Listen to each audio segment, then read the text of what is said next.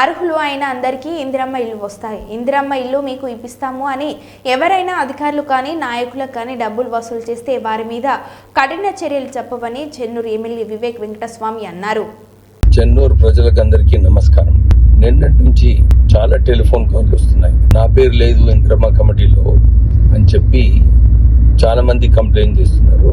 ఎవరైతే నిజంగా అర్హత ఉన్నారో ఎవరు కూడా భయపడేది అవసరం లేదు.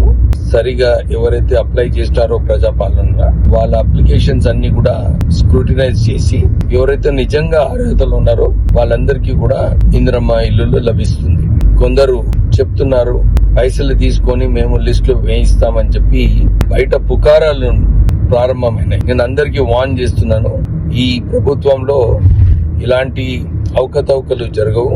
ఎవరైతే చేస్తున్నారో నిజంగా ఇట్లాంటి విషయాలలో ఎవరైనా జోక్యం చేసుకుంటే వాళ్ళ మీద చట్టం ప్రకారంగా కేసులు పడతాయి, క్రిమినల్ కేసెస్. అందరు కూడా ఇదే రిక్వెస్ట్ చేస్తున్నాము. ప్రభుత్వం డిపార్ట్మెంట్ వాళ్ళు ఎవరైతే అర్హత ఉందో వాళ్ళందరికీ కూడా ఇల్లులు లభిస్తారు.